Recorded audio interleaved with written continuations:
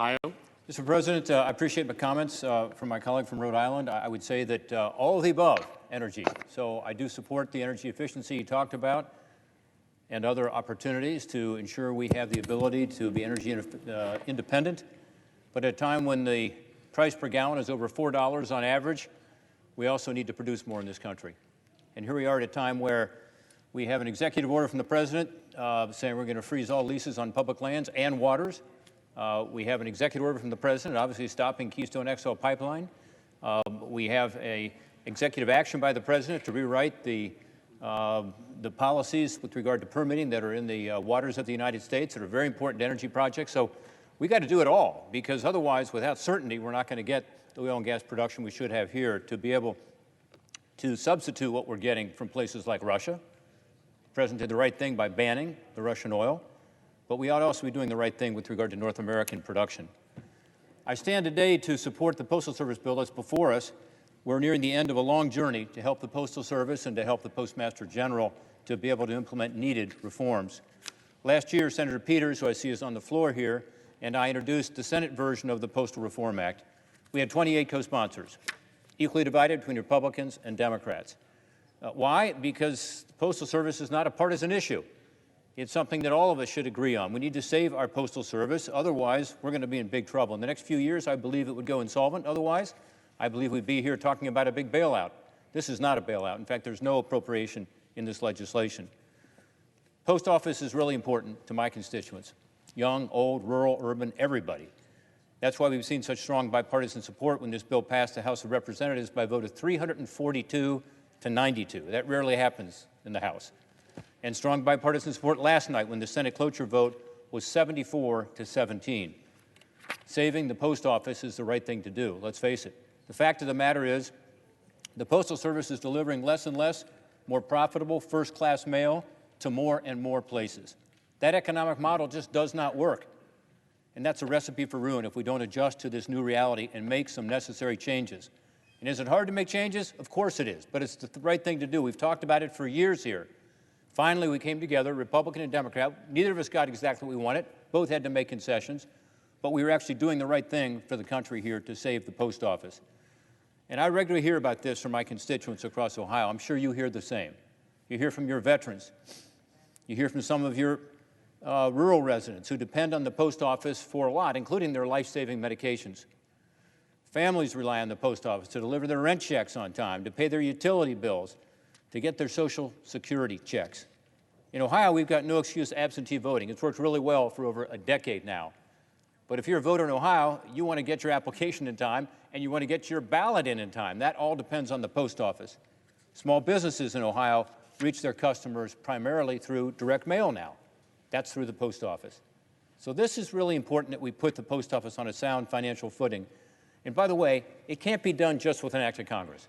What we're doing is complementing what the Postmaster General and the Postal Board is doing in terms of serious reforms at the post office. They work together. In fact, the Postmaster General said this bill he strongly supports because it gives him the headroom he needs, the financial breathing room he needs to make the other important reforms to save the post office.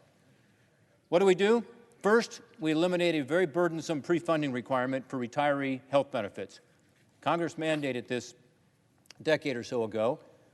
Regardless of age, current employees have to be pre-funded. This has crippled the post office financially. By the way, no other federal agency has to do this.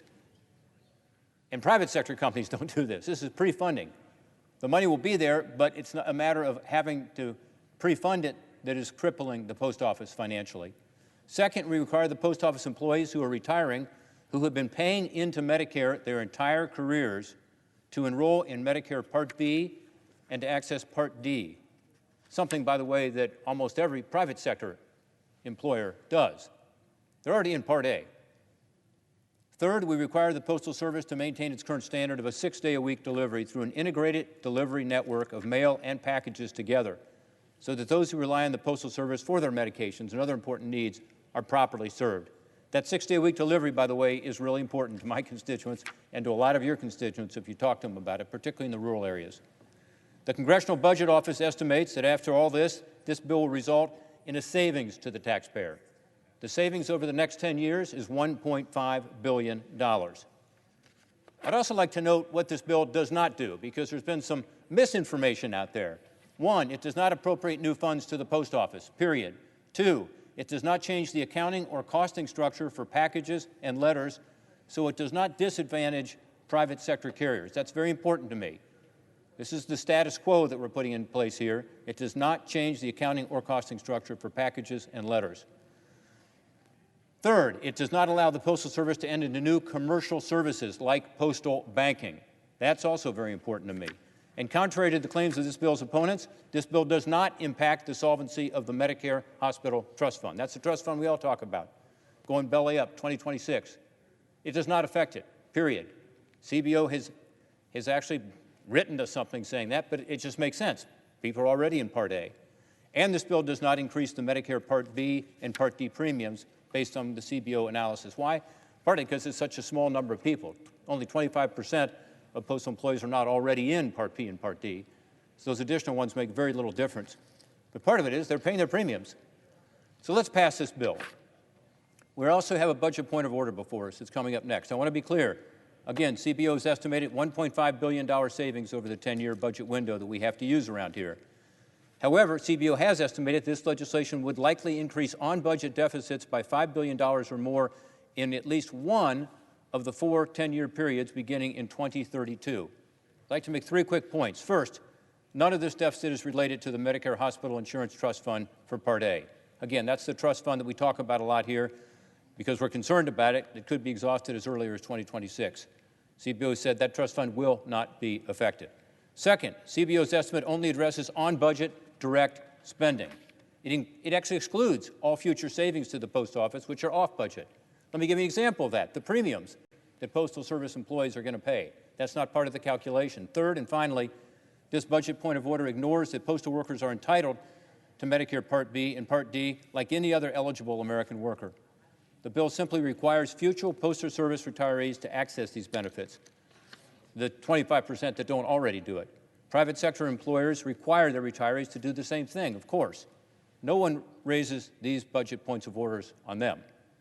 Right now, the post office is in trouble, folks, and if we don't do something and do something significant, working with the post office to make their own internal reforms, we're going to be in big trouble, as I said earlier. Let's move forward on this bill. Let's ensure that the post office is healthy going forward for all of our constituents. I yield back my time. President. Senator from Michigan. President, I ask unanimous consent to be recognized for 5 minutes.